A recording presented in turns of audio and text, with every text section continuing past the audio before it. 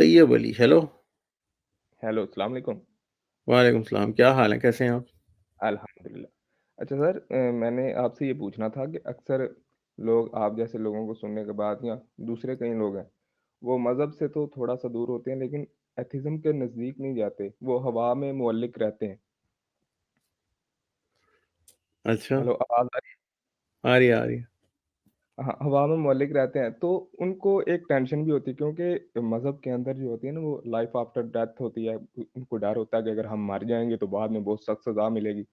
लेकिन हुँ। एथिज़्म को जॉइन करने से आपको पता बाद में फिर वो ना ख़त्म होने वाली ज़िंदगी है। फ़र्ज़ करें हम मज़हब पे चल रहे हैं, वो गलत चल रहे हैं और एक दूसरी स्टेज ये है कि हम एथिज़्म पे चल रहे हैं और वो भी गलत चल रहे हैं। दोनों ही गलत तरीके से चल रहे हैं, बाद में फ़र्ज़ करें एथिज़्म के रास्ते पे अगर हम गलत चले तो बाद में आख़िरत में जो हमारा हाल होगा वो हमें पता है। और अगर मज़हब के रास्ते में गलत चले, गलत ही चलते रहे कि ये हम ये समझें कि पता नहीं मज़हब नहीं है, फिर भी चलते रहे। लेकिन इसमें एटलीस्ट ऐसा कोई नुकसान तो नहीं है एथिज़्म को ना मतलब कबूल करने में। तो एथिस्ट जितने भी हैं दुनिया में, उनके मोटिव्स क्या हैं लोगों को अपनी तरफ बुलाने के लिए? जैसा कि यार, मज़हब जो कहता है कि आपने मेरे अल्लाह सामने वाहिद। पेश किया ना, इसे कहते हैं पास्कल्स वेजर, ठीक है? ये ब्लेज़ जी, पास्कल एक क्रिश्चियन फिलॉसफर था, पादरी था वो, उसने ये पेश किया था कि हाँ जी, मज़हब को मानने का दुनिया में तो कोई नुकसान नहीं है और अगर खुदा हाँ। बाद में निकल आया तो जी फिर एथियस्ट क्या करेंगे? तो अगर खुदा निकल आया तो हम तो ठीक ही होंगे ना। तो मसला ये है कि ये नहीं, बहुत मुझे नहीं कम पता इल्म कि फिलॉसफी है या नहीं, लेकिन मेरे ज़हन में ये बात है क्योंकि बहुत सारे दूसरी बात ये है। भी, एक मिनट मेरी बात सुन लें। दूसरी बात ये भी है कि बहुत सारे लोग ऐसे हैं जो कि मुअल्लिक हैं, मतलब ना वो मज़हब की तरफ है, ना वो एथिज़्म की तरफ है। वो लोग किधर जाएँ? क्योंकि उनको कुछ समझ नहीं आ रहा कि कुछ एक होते हैं एथिज़्म और दूसरे जो एग्नोस्टिक हैं, मुझे मुतशक्किक हैं, आपकी वो बात कहते पहले ही समझ आ गई थी, आप पता नहीं क्यों फ़र्ज़ कर बैठे हैं कि मुझे आपकी बात समझ नहीं आई। जी, माज़रत। तो मैं जो बात मैंने की थी वो आधे में आपने काट दी। भैया, ब्लेज़ पास्कल ने पास्कल्स वेजर दिया था जिसके मुताबिक ये था कि मरने के बाद अगर खुदा निकल आया तो हम फ़ायदे में रहेंगे। अगर ना भी निकला तो हमारा कोई नुकसान तो नहीं होगा ना। मसला ये है कि हुँ, बहुत ही टनल विज़न और बहुत ही खुद-परस्ती के ऊपर ब मबनी ये सोच है। दुनिया में मज़हब सिर्फ़ एक क्रिश्चियन या मुसलमान या यहूदी या हिंदू का ही नहीं है। दुनिया में मज़हब 5,000 मज़हब और को 10,000 15,000 देवी-देवता दुनिया में इस टाइम मौजूद हैं। हाँ, मरने के बिल्कुल बाद सही। कौन-सा निकलेगा इसकी गारंटी कोई मज़हब वाला नहीं दे सकता। ठीक है? निकलेगा बिल्कुल। उसका भी नहीं।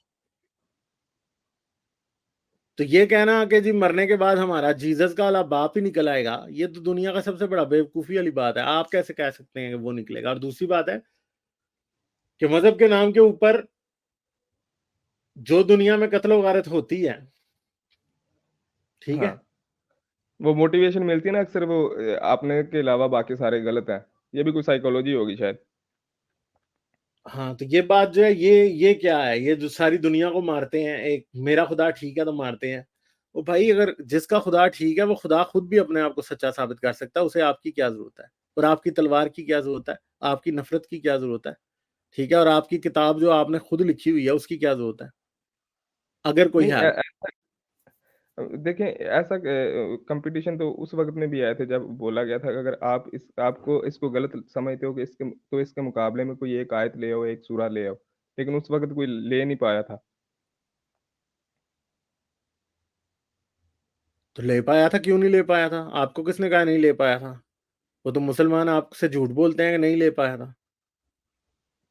पाकिस्तान के अंदर अच्छा मैं आपकी नहीं, नहीं, बात आप काट मेरी देता हूँ बात को पाकिस्तान। ब्रश ऑफ क्यों कर रहे हैं? नहीं, नहीं, चलें चलें ठीक है, बोलें। आपको पता है कि कुरैश मक्का ने आयतें बना ली थी? नहीं, मुझे नहीं पता। ये पहले आयत आई कि एक आयत ले आओ, तो उन्होंने आयतें बना ली। फिर क्या हुआ जी? फिर ये कहा गया कि सूरत ले आओ फिर।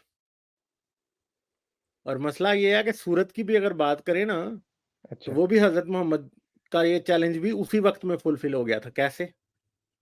आपको पता है कि हज़रत मोहम्मद के वक़्त में कैसे? 3 कम से कम ऐसे लोग थे जिन्होंने पूरे-पूरे कुरान बनाए हुए थे। नहीं, मुझे नहीं पता इस बात। एक था जी रहमान अल-यमामा जिसको कहते थे, जिसे मुसल्लमा इब्न हबीब, जिसे रसूल ने मुसल्लमा कज़्ज़ाब कह दिया था। कज़ाब। उसने पूरा कुरान बनाया था भाई, उसका कुरान था पूरा और उसका ज़िक्र, उस कुरान का ज़िक्र बहुत सारी जगहों पे है। और उसके बारे में तारीख, इस्लामी तारीख की किताबों में अबू बकर का जिक्र आता है कि वो कहता है कि जी उसका कुरान में कोई अच्छी बात नहीं थी, बस ये लिखा हुआ है। ठीक वो है। उन और उनके बारे में जो हमने तारीख में पढ़ा, मतलब जो हमारे स्कूल कॉलेजेस में यार पढ़ाया आप जाता है बाद वो में यही। बताना, पहले मेरी बात सुन लें। जी, जब मैं बोल रहा हूँ, बात कर रहा हूँ, तो आप अब जो बात मुझे बताओगे ना, वो बात मैं 10 बार बता दूंगा यहाँ पे। तो जरा राइट। ध्यान से पहले मेरी बात, आपको ये पता ही नहीं था कि और भी लोग कुरान थे और भी नबी थे अरब में। अब मैंने आपको बताना शुरू किया तो अब आपको याद आ गया। पहले मेरी सुन लें, फिर अपनी बता लेना। सूरह रहमान के बारे में बहुत से लोगों का, इवन के अर्ली इस्लामी स्कॉलर्स का भी ये ख्याल था कि वो किसकी हो सकती है, वो हो ही रहमान अल यमामा या फिर इसकी सकती है, मुसलमा कजाब की। ठीक है। दूसरी बात जी, है, असवद अल अंसी था एक यमन का, वो भी नबी था, उसने भी अपना कुरान बनाया हुआ था। फिर इसके अलावा एक औरत भी थी, साजा बिनते हारिस, जिसने बाद में मुसलमा कजाब से या मुसलमान इब्ने हबीब शादी। से शादी कर ली थी। ठीक है, वो भी थी, उस पर भी कुरान उतरता था, उसकी भी सूरतें थी, उसका भी सारा कुछ था। तो हजरत मोहम्मद और कुरान का चैलेंज किधर गया? इस्लामी तारीख तो साफ बता रही है हमें कि चैलेंज तो भाई पूरा तो हो चुका है। और आपको पता है कि वो हजरत मोहम्मद ने मुसलमा का जो शहर था, क्या उसका नाम था, मेरे ज़हन से निकल गया। बनु बनु हनीफा जो थे ना, वो कुरैश की तरह बनु हनीफा भी बड़ा कबीला था। बनु हनीफा उसको मानते थे नबी। हजरत मोहम्मद ने बनु हनीफा के पास भेजे सहाबा कुरान सिखाने के लिए। अच्छा। वो सहाबा जब बनु हनीफा के पास पहुंचे तो उन्होंने मुसलमान का कुरान सुना तो वो उसके मजहब पे चले गए, उन्होंने उसे नबी मान लिया, मुर्तद हो गए। अब आप मुझे एक बात बताएं कि जी, आज आप और मैं ये फैसला करें कि ये कुरान की आयतों का स्टैंडर्ड ये होना चाहिए अरबी का, तो ये तो गलत होगा। मगर अगर सहाबियों बिल्कुल। जिन्होंने रसूल के नाम मुंह से कुरान भी सुना हो और मुसलमा के मुंह से उसका कुरान सुना हो और उसका कुरान सुनने के बाद वो ये मान जाएंगे ये भी अल्लाह की किताब है, तो अब आप मुझे बताएं, कुरान का चैलेंज तो वैसे ही उस वक्त में ही पूरा हो गया था फिर। नहीं, बताएं। मुझे इस हिस्ट्री के बारे में इतना पता नहीं था, क्योंकि मुझे जो इस्लामिक हिस्ट्री का पता है या जितना पता है वो इतना पता है जो हमने स्कूल कॉलेजेस में पढ़ा पाकिस्तान के अंदर। तो बस मैंने तो आपको बता दिया ना कि कुरान का तो वो चैलेंज उस टाइम ही फुलफिल हो गया था, होगी थी बात। मुसलमान तो जाहिर बात है कि बातों को जानते नहीं है ना, इसलिए ऐसे बातें करते हैं। हालांकि चैलेंज तो फुलफिल हो गया था, मुसलमान ने भी। और देखें, मैं आपको ये भी बताऊं, मुसलमान की दिलेरी देखें, वो हजरत मोहम्मद हुँ। से 2 बार मदीने में मिलके गया था कि 3 बार। लेकिन उसके बारे में जो हिस्ट्री हमने पढ़ी है वो ये भी, जब उसने शादी की थी तो उसने अपनी बेगम ने जो जहेज दिया था, वो जहेज में ये दे नहीं, बल्कि उसने जो हक महर दिया था, हक महर में उसने 2 नमाज़ें मुआफ़ कर दी थी कि आपको ये 2 नमाज़ें माफ़ हैं। ये मैंने ही बात की हुई है, शायद आपने मुझसे ही सुनी हो। नहीं, मैं खुद हिस्ट्री का स्टूडेंट था, मैंने पढ़ी हुई थी। लेकिन वो बात जो आप कह रहे हैं उसने कुरान लिखा था और वो 2 सहाबा चले गए ये थे, भी ऐसी मुसलमान बात हमने नहीं मुअर्रिखीन पढ़ी। में लिखा हुआ है कि उसका अपना कुरान था पूरा। मैं अपने सिलेबस की बात कर रहा हूँ। हाँ, तो मैं आप क्या मतलब, अब आपका सिलेबस क्या मुसलमान मुअर्रिखीन की बात से ज्यादा उसकी वैल्यू है? नहीं, मैं वैसे अपनी बात कर रहा हूँ, मैं ये नहीं कह रहा आप जो कह रहे हैं गलत कह रहे हैं या सही कह रहे हैं। तो मैंने तो आपको बता दिया ना कि कुरान की जो बात है वो तो गलत हो गई है असल में। लेकिन मेरा सवाल फिर वही है कि अगर हम एथिज़्म की तरफ नहीं जाएँ, अपने मज़हब की तरफ रहें, तो इस दुनिया में नुकसान क्या है? क्योंकि बहुत सारे लोग जो है ना, जब फिलॉसफिकल होते हैं ना, तो मैं, क्योंकि मैं दुनिया सोशल साइंस में का स्टूडेंट वही था। नुकसान है बात जो बात पाकिस्तान को सुनें। हो रहा है और अमेरिका को या दुनिया के वेस्ट के मुल्कों को नहीं हो रहा। आप बताएं क्या नुकसान हो रहा है पाकिस्तान को और उनको नहीं हो रहा? मेरी बात सुने ना, जब कोई बंदा फिलॉसफिकल जाता है ना, तो वो थोड़ी-सी इन तरफ जाता है, क्योंकि सोशल साइंसेज़ में जब आप कार्ल मार्क्स को पढ़ोगे, तो वो बोलेगा जितने भी मज़हब हैं यार अब ये आप किधर छलांग सिर्फ़ लगाने लग गए, और इसलिए। जिस बात पे हम हैं उधर ही रहेंगे। अच्छा, उस उधर ही रहते हैं। तो आप मुझे बताएं ना कि दुनिया में कौन सा फायदा ऐसा है जो पाकिस्तान में है और जो पाकिस्तानियों को नुकसान हो रहा है और यूरोप वालों को नहीं हो रहा, बताएं। अच्छा, मैं आपको इधर एक बात बताऊँगा, पाकिस्तान इस वक़्त बैंकरप्ट के नज़दीक है। इसी के क्यों है? पैरेलल अगर आप कोई कंट्री देखेंगे ना जो बैंकरप्ट के करीब है, कोई भी नॉन मुस्लिम स्टेट देखेंगे, तो उसके अंदर एक चीज़ आप ज़रूर देखेंगे कि वहाँ पे अफ़रा-तफ़री बहुत ज़्यादा होगी पाकिस्तान के कंपैरिज़न में, क्योंकि जिनके पास पैसा होगा, उनके पास तो चलें होगा, गरीबों का कोई पुरसाने हाल नहीं होगा। पाकिस्तान के अंदर अवाम अगर टैक्स नहीं भी देती, तो एटलीस्ट अपने टैक्स से कई कई गुना ज़्यादा लोग वो अल्लाह की राह में खर्च कर देते हैं। ये मज़हब की एक मोटिवेशन है, जिसकी वजह से इतने बैंकरप्ट होने के बावजूद पाकिस्तान की सोसाइटी के अंदर अभी तक अनरेस्ट पैदा नहीं हुआ। अच्छा, यानी अनरेस्ट पैदा नहीं हुआ, तो ये अचीवमेंट है हमारी। वाह वाह, क्या बात है। नहीं, मेरी बात सुने, जब आपका एक मुल्क बैंकरप्ट हो रहा है, तो कोई भी सोसाइटी ले लें, तो इवन ऐसे कि तो आप अमेरिका या यूरोप फिर में। बात को ना, मुद्दे को कहीं सवाल गंदम अच्छा, जवाब फिर कहीं के कहीं चले ये गए हो। मैंने मतलब आपसे ये पूछा है कि कौन सा नुकसान है जो पाकिस्तान को हो रहा है और वेस्ट और अमेरिका को नहीं हुआ, बताएं। आपको हो रहा आपके है। इमेजिनेशन में ही नहीं आ पा रहा। मतलब आपको देख, बीमारी का पता ही नहीं है, तो आप बीमार ही रहेंगे ना हमेशा। मेरी बात सुने, पाकिस्तान एक इस्लामिक कंट्री, तो इसको क्यों नुकसान होगा मदद से? इसको तो अच्छा, फायदा होना चाहिए। अच्छा, तो फिर मुझे बताएं कि पाकिस्तान इतने गटर में क्यों पड़ा हुआ है फिर। वो पाकिस्तान के पॉलिटिकल सिस्टम सही नहीं चलता, ऊपर से जो इस्लामिक जो गवर्नमेंटल लेवल पे है ना, वो इस्लामिक निज़ाम स्टेबल नहीं है, लेकिन सोसाइटी लेवल पे है। जैसा कि मैंने अभी बताया कि लोग बहुत सारा फिर अल्लाह की राह सवाल में खर्च गंदम कर देते जवाब का नाम फिर वही। मुझे आप ये बताएं, आज आपके पाकिस्तानियों को अमेरिका का वीजा मिले तो हैं। अच्छा, तशरीफ रगड़ रगड़ के पहुंच क्यों जाते हैं? ये बताएं, अगर यार पाकिस्तान ये है तो। इकोनॉमिक कंडीशन है, इकोनॉमिक कंडीशन है। तो भाई वो आपसे बेहतर इकोनॉमिक कंडीशन में क्यों है? एक रीजन तो कोई बताएं। क्योंकि उन्होंने अच्छी से मेहनत की है, उनके पॉलिटिकल सिस्टम अच्छे से चला है। अच्छा, तो फिर मुझे ये बात बताएं, तो वो जो तो मजहबी है बहुत ही नहीं है। वो तो मजहबी कम क्या? लोग हैं फिर। नहीं, मज़हब का इकोनॉमी के साथ क्या ताल्लुक है? अगर आप अच्छी उसका इकोनॉमी को इकोनॉमी के रिफॉर्म्स साथ करेंगे बहुत तो बड़ा आपके ताल्लुक है, आपको नजर नहीं आ रहा, तो अब हम इस बारे में क्या कहें? आपको बता देते हैं क्या ताल्लुक है। बता दें। भैया, आपके मुल्क में मजहब ही लोगों को सिखाया जाता है। तहरीके लबैक जैसा कंजरखाना खोला जाता है। ठीक है, लोगों को पूरी जिंदगी अफगान जहाद में धकेला जाता है मजहब के नाम पे ही। पाकिस्तान अगर एक इस्लामी मुल्क ना होता, अफगान जहाज में किसी का बाप भी पाकिस्तान को घसीट नहीं सकता था। आप कह रहे हो कि इस्लाम का पाकिस्तान को नुकसान नहीं हुआ। 1 लाख से ज्यादा लोग आपने दहशतगर्दी में मरवाए। आप कह रहे हो पाकिस्तान को इस्लाम का कोई नुकसान नहीं हुआ, मजहब का कोई नुकसान नहीं हुआ।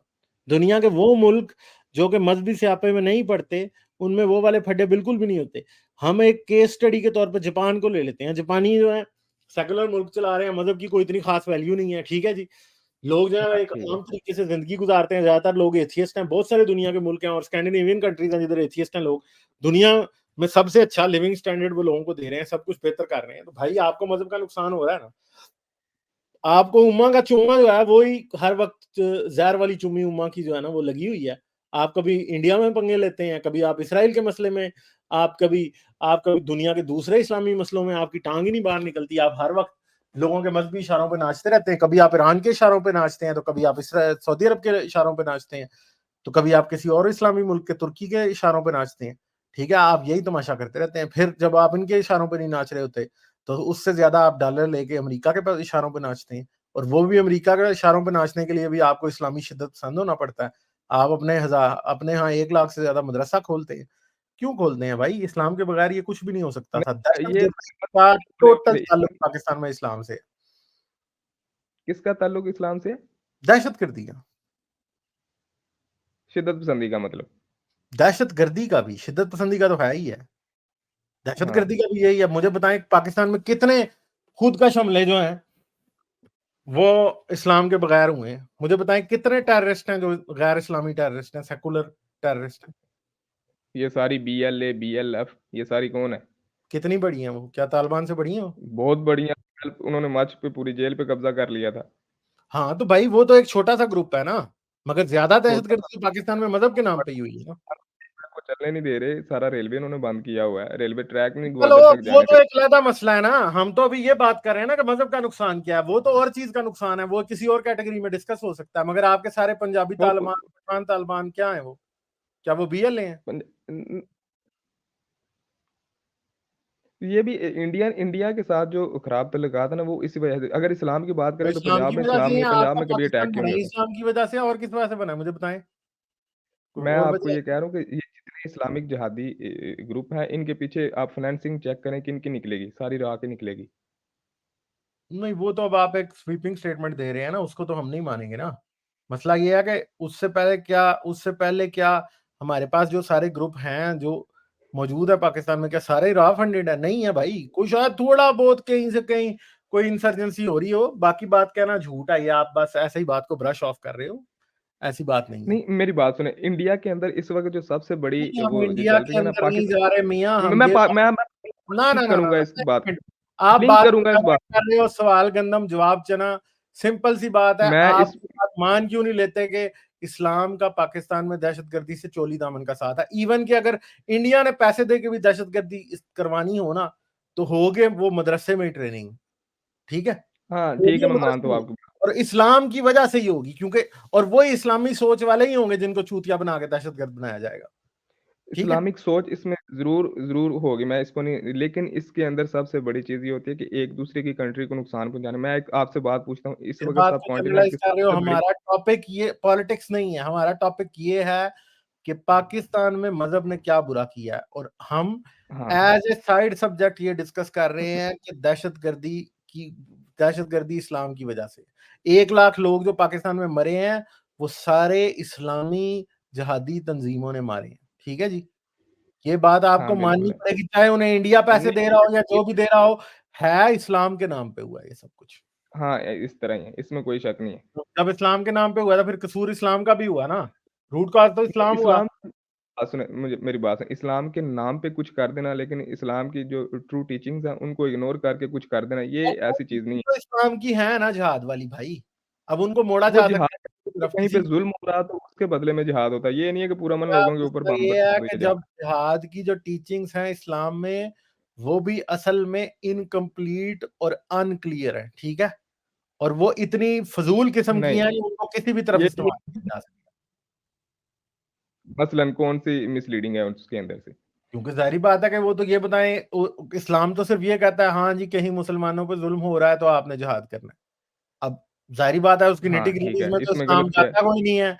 तो ज़ाहिर बात है कि कोई भी उठता है और वो कहता है कि अच्छा जी, इंडिया में कश्मीर में मुसलमानों पे ज़ुल्म हो रहा है, हालाँकि ज़ुल्म हो नहीं रहा। ठीक है? और उठ के जिहाद शुरू कर देता है और वो फड्डा बना देता है। लेकिन पाकिस्तान के अंदर तो जुल्म नहीं ना हो रहा मुसलमानों पे। इसके अंदर क्या मोटिवेशन मिलती है? ये सिर्फ़ इस्लाम का लबादा ओढ़ते हैं। आप किसी भी चीज़ का भैया लबादा ओढ़ लें, मसला आप ये है कि उसके मिलिटेंट तो ऐसे ही ट्रेन होते हैं ना। मिलिटेंट आप क्या समझते हैं कि जब मिलिटेंट ट्रेन किए जाते हैं तो वो ऐसे ट्रेन होते हैं कि उनको पहले जो है एलएलबी कराया जाता है या उनको इस्लामी शरीयत का पूरा लॉ कराया मिलिटेंट जाता है? सारे, वो तो फिर किसी भी चीज़ को ऐसे गाइड कर सकते हैं। अब अताई डॉक्टर बंदे मार देते हैं, तो हम कहेंगे कि मेडिकल साइंस का ये बिल्कुल गलत है, मेडिकल साइंस होनी नहीं चाहिए।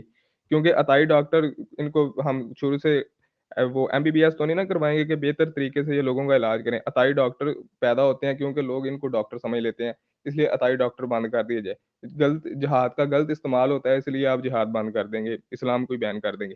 अगर अताई डॉक्टर बंदे मारते हैं, तो फिर इस आपकी इस अप्रोच के, इस उसूल के मुताबिक डॉक्टरों को ही बैन कर देना चाहिए कि ये इनमें से ही कई अताई डॉक्टर हैं। नहीं, आपकी मिसाल बिल्कुल ही ग्रॉस जनरलाइजेशन है, ये तो झूठ है सारी मिसाल आपकी। क्योंकि हम तो नहीं, ये कह ही नहीं रहे ना कि अगर इस्लाम। आप जिहाद ठहरो मियाँ, एक ठहरो जिहाद ठहरो को ना समझने की वजह से ठहरो खुद भैया, होते हैं। ठहरो ठहरो। बात तो ये है कि आपने बात की है तो उसका अच्छा, जवाब भी तो लो ना। ऐसे ही तो नहीं ना, आप भागना तो ना हाँ, शुरू कर करें, दो ना करें। आगे चल के कि भैया जी हम जो है ना हाँ, चलें ठीक है। हम जो है हाँ हाँ, आपने एक बात कर दी, वो जी ताई डॉक्टरों वाली एग्जांपल दे दी, तो अब जो है उस बात का जवाब भी लो ना, अब जरा समझो भी उस बात को। जी, जी। जी, जी। ठीक है, तो बात ये है कि असल में मेडिकल साइंस या जो कोई साइंस है वो कानून नहीं है। इस्लाम कानून है ना, कानून ऐसे होता है कि उसमें कंट्रोल्स भी होते हैं हर मुश्किल प्रॉब्लम के लिए, ठीक है। मतलब मेडिकल साइंस के अंदर कोई कंट्रोल रूल नहीं होते। मियाँ मियाँ चुप, अभी बात सुनोगे पहले फिर बात करोगे, अभी आप जो है ना अच्छा, बोलने का आपको कोई फायदा नहीं है अभी। आपने चलें जो ठीक है, एग्जांपल बोलिए। दी है वो गलत दी है। मेडिकल साइंस जो है ना, उसमें कोई कंट्रोल मेजर्स नहीं है, मेडिकल साइंस को पुलिस वाला सिस्टम नहीं है, ठीक है। चलें ठीक इसलिए है। ये एग्जाम्पल 100% गलत है, क्योंकि मेडिकल साइंस ये नहीं बताती कि राइट एंड रॉन्ग क्या है, इस्लाम ये बताता है कि राइट एंड रॉन्ग क्या है। हाँ, और यहाँ पे इवन क्या ताई डॉक्टर भी अगर मुसलमान बन रहे हैं ना, तो उसमें भी इस्लाम का कसूर है कि इस्लाम उनको ये बात समझा ही नहीं सका कि ताई डॉक्टर बन के लोगों की जिंदगी खतरे में नहीं डालनी, ठीक है। इसमें उसमें इस्लाम का इस्लाम का कसूर नहीं है, थर्ड कसूर है। वर्ल्ड कंट्रीज़ हैं। हर थर्ड वर्ल्ड कंट्रीज़ में ताई मियाँ, डॉक्टर्स आपको जब सुनोगे तो तभी होगा ना। मसला ये है कि दुनिया में जब भी कोई मॉरल सिस्टम कहीं एग्जिस्ट करता है ना, ये ना समझे कि जब वो फेल हुआ है तो वो जिम्मेदारी से आजाद होगा। अगर अताई डॉक्टरों के मामले में इस्लाम का मॉरल सिस्टम फेल होता है तो कसूर फिर भी इस्लाम का है, क्योंकि इस्लाम के अंदर वो कंट्रोल मेजर्स है ही नहीं है। इस्लाम लोगों को इखलाकी तौर पे ट्रेन ही नहीं कर सका कि वो ताई डॉक्टर ना बने। और लाइक, शेयर और सब्सक्राइब करना मत भूलें। इसके साथ साथ आप मेरे चैनल को पेट्रियन पर सपोर्ट कर सकते हैं। पेट्रियन का लिंक वीडियो की डिस्क्रिप्शन में है।